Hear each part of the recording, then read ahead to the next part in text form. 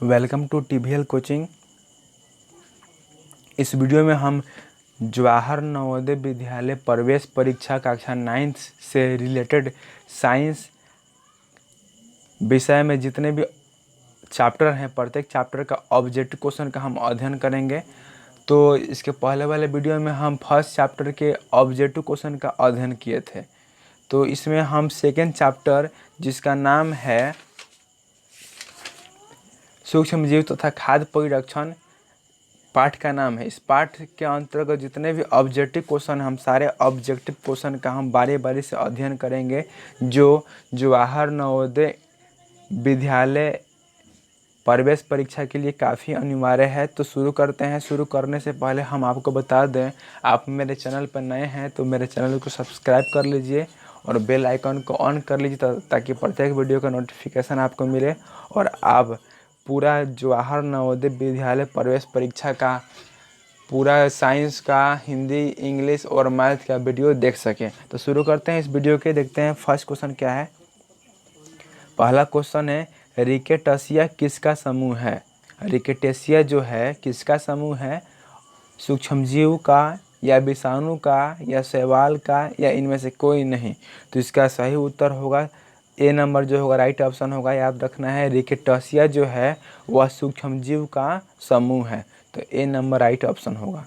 Second question है, mycoplasma किसके प्रति संवेदनशील है? ऑप्शन ए पेनिसिलिन, बी बर्फ, सी टेट्रासाइक्लिन और डी इनमें सभी। तो इसका भी सही उत्तर सी होगा, टेट्रासाइक्लिन जो होगा राइट ऑप्शन होगा। याद रखना है, माइकोप्लाज्मा टेट्रासाइक्लिन के प्रति संवेदनशील है। इस तरह थर्ड क्वेश्चन देखते हैं। थर्ड क्वेश्चन है, निम्नलिखित में कौन सा सूक्ष्म जीव वृद्धि तथा जनन में स्वास्थ्य होता है? तो इसका ऑप्शन की बात करें तो ऑप्शन नंबर ए जीवाणु, बी विषाणु, सी कवक और डी माइकोप्लाज्म। तो राइट ऑप्शन ए जो होगा सही उत्तर होगा, जीवाणु जो होगा इसका राइट ऑप्शन होगा। अगला प्रश्न है, बैगन का लिटिल लीफ रोग किसके द्वारा होता है? बैगन में जो लिटिल लीफ बीमारी होती है वह किसके कारण होती है?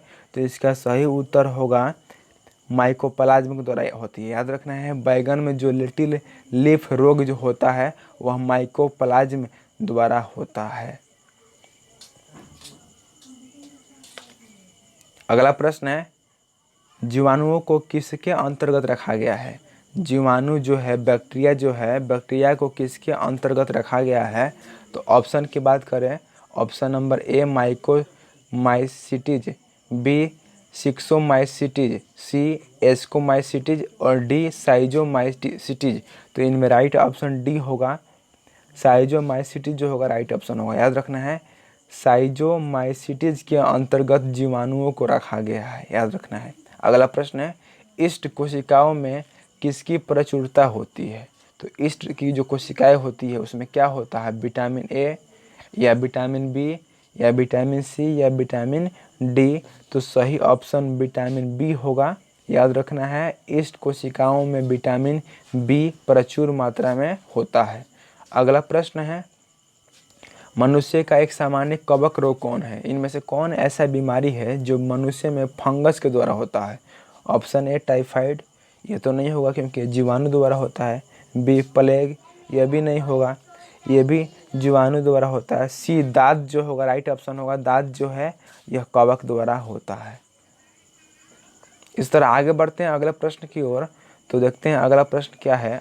अगला प्रश्न है, कवक कोशिका भित्ति किससे निर्मित होती है? Option A hemicellulose, B cellulose, C chitin और डी काइटिन या सेलुलोज। तो इसका राइट ऑप्शन डी होगा, काइटिन या सेलुलोज। याद रखना है, कवक की कोशिका भित्ति जो होती है वह काइटिन या सेलुलोज की बनी होती है। अगला प्रश्न है, प्रतिजैविक पेनिसिलिन किससे प्राप्त होता है? एंटीबायोटिक जो पेनिसिलिन नामक दवा है वह किसके द्वारा बनाई जाती है? ऑप्शन ए साइनोबैक्टीरिया, बी कवक, सी ग्राम धनात्मक जीवाणु और डी ग्राम ऋणात्मक जीवाणु। तो इसका राइट ऑप्शन बी होगा, कवक के द्वारा। याद रखना है, फंगस के द्वारा पेनिसिलिन नामक दवा बनाई जाती है जिसको हम एंटीबायोटिक दवा भी कहते हैं। अगला प्रश्न है, स्पाइरल स्पाइरल जीवाणु होते हैं। तो स्पाइरल जीवाणु जो होते हैं वह कैसे होते हैं? तो option A pseudomonas, B vibrio, C vibrio तथा सार्सिना और डी इनमें सभी। तो इसका राइट ऑप्शन बी होगा, विब्रियो तथा ट्रोपोनिमा जो होगा राइट ऑप्शन होगा। अगला प्रश्न है विब्रियो कोलरी इनमें से कौन है? Option A peritrichous, B monotrichous, C lophotrichous और डी एम्फीट्राइकस। तो इसका राइट ऑप्शन बी होगा, मोनोट्राइकस जो होगा सही उत्तर होगा। इस तरह आगे बढ़ते हैं अगला प्रश्न की ओर। तो देखते हैं अगला प्रश्न क्या है। सवाल है प्लाज्मिड जो न्यूक्लियोटाइड से जुड़ा होता है वह क्या कहलाता है? Option A proplasmid, B template, C episome और डी इनमें सभी। तो राइट ऑप्शन सी होगा, एपिसोम जो होगा सही उत्तर होगा। अगला प्रश्न है ईस्ट तथा पेनिसिलिन में पोषण विधि होती है। ऑप्शन ए सहजीवी, बी परजीवी, सी मृत परजीवी और डी सपोषी। तो इसका राइट ऑप्शन सी होगा, मृत परजीवी जो होगा राइट ऑप्शन होगा। याद रखना है ईस्ट तथा पेनिसिलिन जो होता है वह सड़े गले जीवों पर अपने भोजन के लिए निर्भर होता है, इसलिए मृतजीवी इसमें पोषण होता है। अगला सवाल है पनीर के किण्वन में प्रयुक्त कवक कौन होते हैं? Option A penicillium camemberti, B mucor species, C phytophthora और डी इनमें से सभी। इनमें से कोई नहीं। तो राइट ऑप्शन ए होगा, पेनिसिलियम कमेमवर्टी जो होगा हमारा सही उत्तर होगा। इस तरह हम आगे बढ़ते हैं अगले प्रश्न में। अगला प्रश्न है जीवाणु राइबोसोम कहाँ पाया जाता है?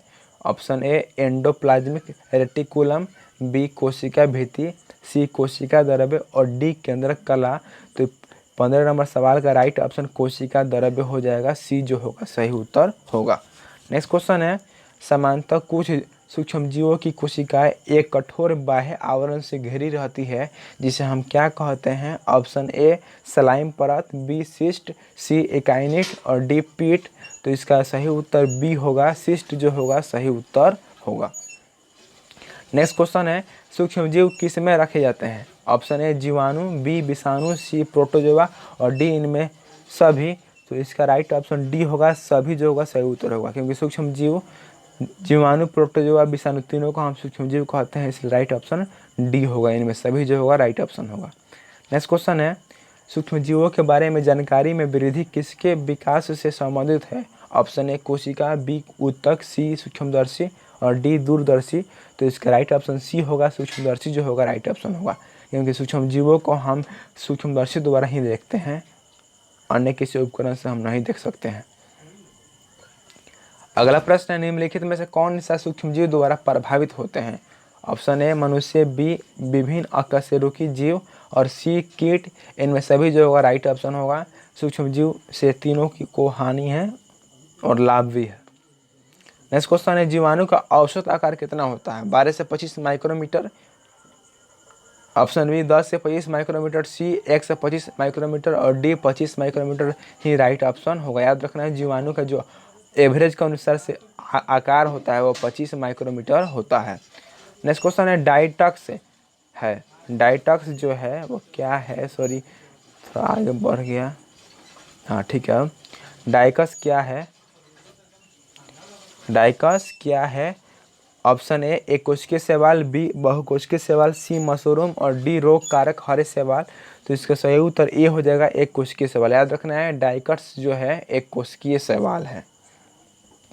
अगला प्रश्न नीले हरे शैवाल किस में सहायक है?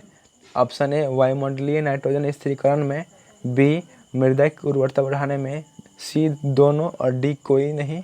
तो इसका सही उत्तर सी होगा, क्योंकि नील हरे जो शैवाल होते हैं जिसको हम साइनोबैक्टीरिया भी कहते हैं वे वायुमंडलीय नाइट्रोजन का स्थिरीकरण भी करते हैं और मिट्टी की उर्वरता शक्ति भी बढ़ाते हैं, यानी दोनों काम करते हैं। नेक्स्ट क्वेश्चन है निम्नलिखित में से कौन कवक नहीं है? ऑप्शन ए एस्परजिलस, बी ओसियोटोरिया, सी म्यूकर और डी इनमें सभी। तो इसका सही उत्तर बी होगा, ओसिलोटोरिया जो होगा राइट ऑप्शन होगा। यही कवक नहीं है, बाकी ये दोनों कवक की श्रेणी में आते हैं। नेक्स्ट क्वेश्चन है ईस्ट क्या है? ऑप्शन ए एक कोशिकीय, बी मृतजीवी, सी दोनों और डी कोई नहीं। सही उत्तर सी होगा, क्योंकि ईस्ट जो है एक कोशिकीय भी है और मृतजीवी भी है। एक कोशिकीय क्यों है? क्योंकि इसमें एक कोशिका होती है। मृतजीवी क्यों है? क्योंकि यह भोजन के लिए मरे सड़े गले जीवों पर निर्भर करता है। नेक्स्ट क्वेश्चन है, बड़े कवक में आते हैं। Option A mushroom, B puffball, C toad ओल और डी इनमें सभी। तो इसका राइट ऑप्शन डी ही होगा, इनमें सभी जो होगा सही उत्तर होगा, क्योंकि बड़े कवक में तीनों आते हैं। नेक्स्ट क्वेश्चन है, साइनोबैक्टीरिया जिसको हम नील हरी शैवाल भी कहते हैं, इसका रंग कैसा होता है? ऑप्शन ए नीला हरा, बी लाल, सी पीला और डी गुलाबी। तो इसका सही उत्तर ए हो जाएगा, नीला हरा, क्योंकि इसको हम नील हरित शैवाल भी कहते हैं। नीला और हरा इसका रंग होता है। नेक्स्ट क्वेश्चन है, डायटम्स किस में पाए जाते हैं? ऑप्शन ए झरनों में, बी नदी में, सी समुद्र में और डी इनमें सभी में। तो इसका राइट ऑप्शन डी होगा। याद रखना है, डायटम्स जो होते हैं वह झरना, नदी, समुद्र तीनों में पाए जाते हैं। नेक्स्ट क्वेश्चन है, एंट अमीबा क्या है? ऑप्शन ए प्रोटोजोआ, बी शैवाल, सी कवक और डी विषाणु। तो इसका राइट ऑप्शन ए होगा, एंट अमीबा हिस्टोरिटिका जो है वह प्रोटोजोआ है, याद रखना पड़ेगा आपको। नेक्स्ट क्वेश्चन है, मशरूम। मशरूम को हम गोबरछत्ता या कुकुरमुत्ता भी कहते हैं। सवाल है, मशरूम क्या है? ऑप्शन ए अविकल्पी परजीवी, बी प्रकाश संश्लेषी, सी मृत परजीवी और डी विकल्पी परजीवी। तो इसका राइट ऑप्शन सी होगा। मशरूम जो है यह भी एक कवक की श्रेणी में ही आता है, यह मृतजीवी है, क्योंकि ये सारे गले जीवों पर भोजन के लिए निर्भर होता है। नेक्स्ट क्वेश्चन है, नीले हरे शैवाल में क्या पाया जाता है? ऑप्शन ए प्रकाश संश्लेषण, बी नाइट्रोजन स्थिरीकरण, सी अलैंगिक जनन और डी इनमें सभी। तो इसका राइट ऑप्शन इनमें सभी होगा, क्योंकि नील हरित शैवाल जिसको हम साइनोबैक्टीरिया भी कहते हैं, इनमें प्रकाश संश्लेषण भी होता है, नाइट्रोजन का स्थिरीकरण भी होता है और अलैंगिक जनन भी होता है, इसलिए इनमें सभी जो होगा सही उत्तर होगा। अगला प्रश्न है, सूक्ष्मजीवों को किससे देखा जाता है? ऑप्शन ए सूक्ष्मदर्शी से, बी दूरदर्शी से, सी पेरिस्कोप से और डी इनमें से कोई नहीं। तो इसका सही उत्तर ए होगा। याद रखना है, सूक्ष्मजीवों को माइक्रोस्कोप से देखा जाता है। अगला सवाल है, ब्रेड का आटा उफनता है। ब्रेड का जो आटा होता है वह उफनता है, तो किसके कारण उफनता है? तो ऑप्शन ए ऊष्मीकरण नहीं, पिसने के कारण नहीं, ईस्ट कोशिकाओं में वृद्धि के कारण। सी नंबर जो होगा सही उत्तर होगा। इस तरह हम आगे बढ़ते हैं अगले प्रश्न की ओर। तो देखते हैं अगला प्रश्न क्या है। अगला प्रश्न स्क्रीन पर है। सवाल है, शर्करा के अल्कोहल में परिवर्तन का प्रक्रम क्या कहलाता है? ऑप्शन ए नाइट्रोजन स्थिरीकरण, option B moulding, option C किण्वन और डी संक्रमण। तो किण्वन जो होगा राइट ऑप्शन होगा। याद रखना है, जब शर्करा का अल्कोहल में परिवर्तन होता है तो उसको हम किण्वन कहते हैं, मतलब किण्वन नामक प्रक्रिया के द्वारा ही शराब बनाया जाता है। अगला सवाल है, संचारी रोगों के प्रमुख वाहक हैं। ऑप्शन है चींटी, बी घरेलू मक्खी, सी ड्रैगन फ्लाई और डी मकड़ी। तो इन चारों में राइट ऑप्शन बी होगा, घरेलू मक्खी जो होगा राइट ऑप्शन होगा। संचारी रोग मतलब संक्रामक रोग, यानी छुआछूत की बीमारी कौन फैलाता है? तो घरेलू मक्खी फैलाती है। नेक्स्ट क्वेश्चन है, मलेरिया रोग कारक का वाहक है। ऑप्शन ए मादा एनोफिलीज मच्छर, बी कॉकरोच, सी घरेलू मक्खी और डी मादा एंडीज मच्छर। तो इनमें चारों में राइट ऑप्शन ए होगा, मादा एनोफिलीज मच्छर के द्वारा मलेरिया नामक बीमारी होती है। नेक्स्ट क्वेश्चन है, चेचक के टीके का आविष्कार किसने किया था? ऑप्शन ए अलेक्जेंडर फ्लेमिंग नहीं, ऑप्शन बी एडवर्ड जेनर सही, यही राइट ऑप्शन होगा। याद रखना है, चेचक के टीके की खोज एडवर्ड जेनर नामक वैज्ञानिक ने की थी। चेचक को हम छोटी माता और इंग्लिश में चिकन पॉक्स भी कहते हैं। क्या कहते हैं? Chicken pox. नेक्स्ट क्वेश्चन है, किसकी क्रिया से अल्कोहल सिरके में बदलता है? ऑप्शन ए विषाणु, बी ईस्ट, सी प्रोटोजोआ और डी जीवाणु। तो इन चारों में राइट ऑप्शन डी होगा, जीवाणु जो होगा सही उत्तर होगा। इस तरह अगला प्रश्न देखें। तो अगला प्रश्न है, निम्नलिखित में से कौन संचारी रोग नहीं है, मतलब संक्रामक बीमारी नहीं है? तो कोलेरा, कैंसर, चिकन पॉक्स और मलेरिया तीनों जो है संक्रामक बीमारी है। तो कैंसर जो होगा राइट ऑप्शन होगा। कैंसर संक्रामक बीमारी नहीं है, क्योंकि यह एक व्यक्ति से दूसरे व्यक्ति के शरीर में नहीं फैलता है। इसको हम आनुवांशिक बीमारी कह सकते हैं, लेकिन संक्रामक बीमारी नहीं कहेंगे। नेक्स्ट क्वेश्चन है, निम्नलिखित में से किसका प्रयोग खाद्य परिरक्षक के रूप में नहीं किया जाता है, मतलब भोजन को बचाने के लिए नहीं किया जाता है? Option A sodium meta bisulphite, B sodium hydroxide, C sodium benzoate और डी सिट्रिक अम्ल। तो इन चारों में राइट ऑप्शन बी होगा। सोडियम हाइड्रोक्साइड का प्रयोग हम खाद्य परिरक्षक के रूप में नहीं करते हैं, बाकी इन तीनों का करते हैं। इस तरह अगला प्रश्न देखें, तो अगला प्रश्न है निम्नलिखित में से कौन सा रोग जीवाणु द्वारा उत्पन्न नहीं होता है। तो ऑप्शन ए हैजा, बी टाइफाइड और सी ट्यूबरकुलोसिस और डी खसरा। तो खसरा जो होगा राइट ऑप्शन होगा, क्योंकि हैजा, टाइफाइड और ट्यूबरकुलोसिस जिसको हम टीबी भी कहते हैं या क्षय रोग भी कहते हैं, यह तीनों बीमारी जीवाणु द्वारा होती है, बैक्टीरिया द्वारा होती है, लेकिन खसरा जो है यह वायरस द्वारा होता है, इसलिए डी नंबर जो होगा राइट ऑप्शन होगा। इस तरह आगे बढ़ते हैं अगले प्रश्न की ओर। तो अगला प्रश्न देखते हैं, सवाल है निम्नलिखित में से कौन सा भोजन को नष्ट होने के लिए उत्तरदायी नहीं है।